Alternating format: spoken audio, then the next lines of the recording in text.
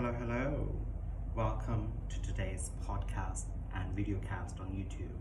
Just before I start, I also want you to know that I'm available on Instagram and Twitter and OnlyFans with the same ID, 50 Shades of Single. So do check out the rest of the stuff. So today, I want to talk about our first sex experiences. Like, do you remember when did you know and when you really felt something? I remember my brother said that all gay people are either sexually molested or have had too much sex. Like if straight men have too much sex, they become gay.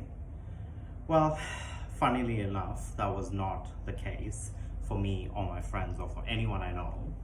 And when I look back, I only have positive sex experiences I want to talk about.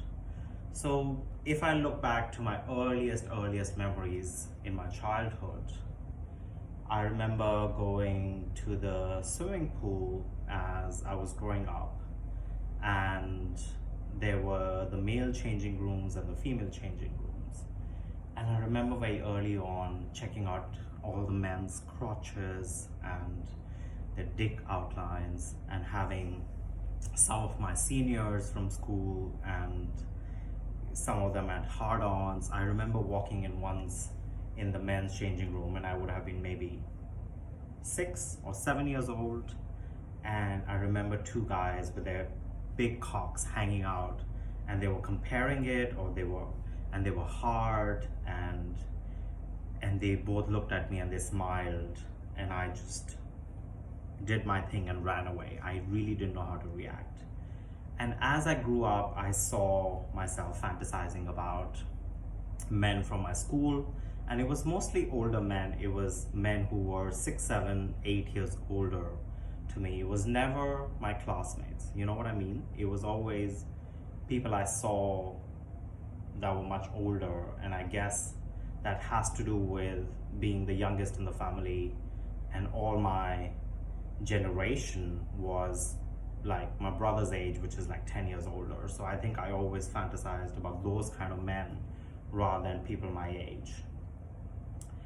As it grew on, I don't know about your experiences, but growing up in India, the only access you have to men or to sex is your immediate families and your cousins or your circles, your friendly circles around you, whom you spend most of your time with, rather than the outside world. And for me, it was the same. I always saw myself very attracted to my older cousins, and even though it's incestuous as a child, you really do not understand it. You do not see it that way, because sexuality is very vast and not based on what society or religion or culture expects.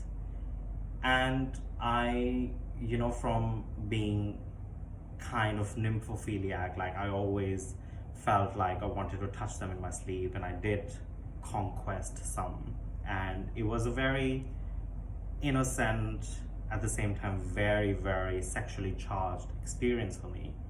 And it was before I even knew what it was to have a hard-on or to be gay or to masturbate. And I remember having sexual relations as young as 9 or 10 with my particular cousin, whom I spent a lot of time with, and he always showed me his hard cock, and I also started getting hard by then. I didn't even have pubes, and we started playing with each other, and it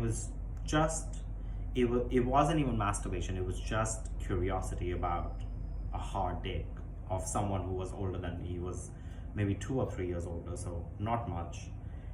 And it became a regular thing, and I was very excited by it, and I spent a lot of energy thinking about it.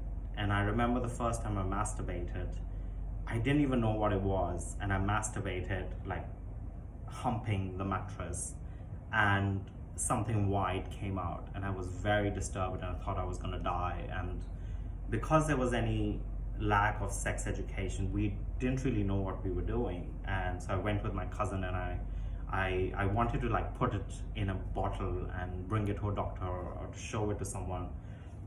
So I discussed it with a cousin who I was kind of fooling around with, and he said, oh, that's just masturbation, you should look it up, it's totally normal, and we can do it together if you want, and things like.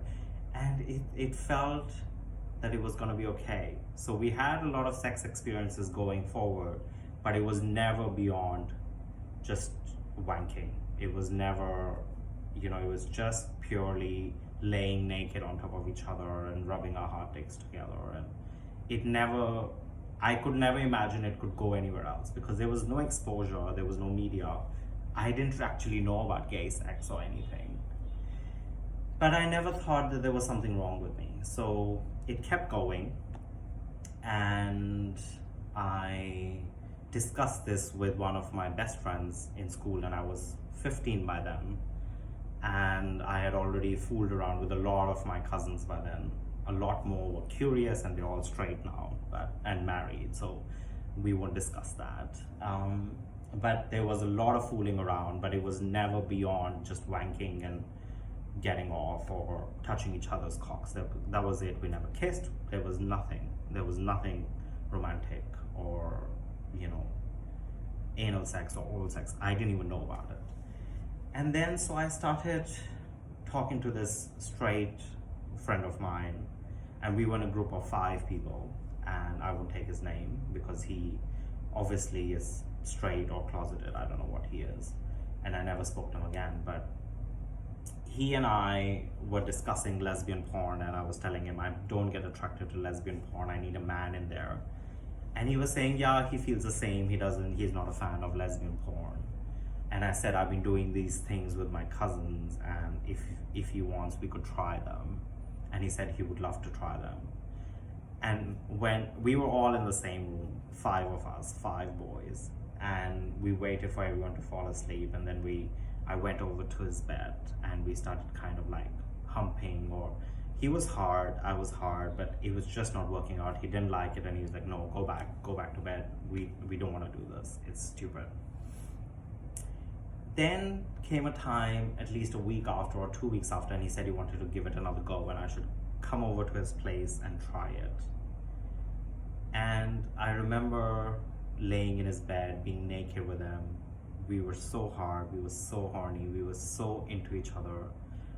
It was a great first experience. And obviously we didn't do oral sex or anal sex. I didn't know about it. I remember I asked him to turn around, and I was always into ass, so I wanted to see his ass. His ass was amazing.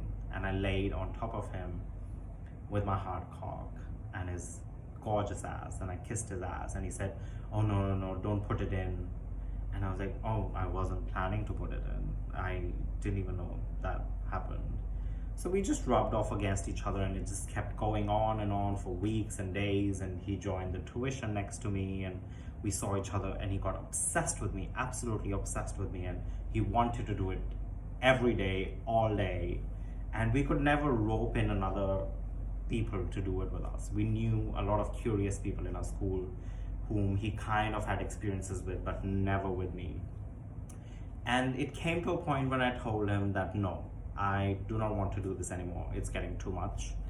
And he didn't take it the right way. He left the tuition, and within a month, my reputation in the school just nosedived. I became an outcast, from the hottest guy in school to a nobody, to absolutely nobody. And I remember this from this episode of Nosedive in Black Mirror in Netflix, and I really felt like an outcast, and I was at the bottom of the barrel. I really met real people for the first time who were nice to each other rather than the mean girls group. And I don't know what he told everyone, but everyone kind of found out that I was gay, and nothing was focused on him, so I don't know what he said to people. I still don't know. And I got bullied so badly for 2 years. And that was the time when I went online and made my first real boyfriend. And his name was Vic, and he was 6 years older than me, and he was really beautiful in a Ben Affleck way. And we started seeing each other, and I was a very disturbed teenager, very emotional, very upset, very scarred. So he never touched me because I was underage. I was 15 or 16 at the time, and he was 20, 21, and he never touched me. He respected me, and he would shake even just putting his hand on me. So it was very cute, and it was very emotional. And it went on for years, and I started dating one of his best friends from Canada, and he was the first one whom I really fell for, whom I really got hard-ons for, whom I really thought, fuck, I want to marry this guy, I want to fuck him, I want to do everything with him. And he said, oh God, you're so young, and this and that. I wasn't 18 at that time, and he's like, I can't do anything to you. And I was like, okay, I'll wait for my 18th birthday, and I want you to be my first. And I think by default, I was already bottom because I was so passive and I was so scared that we didn't even know about sex. And he would sit there with his cock out and tell me to suck his cock, and his cock was big. So I didn't know what to do. I really, really didn't know what to do. So he taught me how to suck his cock, and he started, rimming me and opening me up, and it went on for days and weeks. And one day he really spent, 6 hours on my hole, and he fucked me. And I didn't even feel it. I asked him, is it in? And he was like, oh, am I not too big enough for you? And I was like, no, it's amazing. Like, there was no pain, and it felt great that I could do this because I had just heard stories. And it kept on going. He kept fucking me, and he had gotten his test done before he did anything. And I was like, what is that for? He's like, no, we need to be sure. I cannot put you at any risk. And we would jump walls and fuck everywhere. And I even got caught by the police, which I talked about in section 377, and that was with him because we were just fucking everywhere and making out everywhere. And I was totally head over heels in love with him. And then I started doing that with my first boyfriend as well, who was his friend, and he kind of like steered us towards each other. And that also became a very sexually charged relationship, and I really fell for him, but the sex never worked. So I think when I look back, I think those were the beginnings. And then I found myself in Australia, and that's where really it gave me the platform to really experiment and to open myself up and to experiment and to see what I was into. And rather than talking about what is by default and, oh, if you have a great ass, you're a bottom, or if you have a small dick, you cannot be a top, and all these things my friends told me were the criteria. And I never thought my dick was small or my ass wasn't great, but it was all about what I enjoyed, and bottoming was something I never enjoyed. So it was really a journey, and I want to talk about it more in another episode. But I really feel very grateful for the sex experiences I had and all the exposure I had very early on, without thinking there was any molestation or anyone taking advantage of each other. And it was all very mutual, even though they're all closeted or straight today. That is up to them, but this is who I am, and I really, really appreciate the experiences I had. So I always say to open yourself up and to really try everything, because if you don't try, you will never know where you stand. And I also want to talk about fetishes and safe sex and all these things, because no one told me about these things. And I really think even today, the experiences I have in India, they really don't know a lot about it. So I do want to talk about that very soon. So thank you for tuning in, and I really want to know your experiences. You can just DM me, message me, anonymous, whatever you want. And I really want to know what your experiences were like, and if you had similar experiences like me, or if you think what I did was not okay. And I really want to hear your thoughts. So thank you, and lots of love and lots of sex.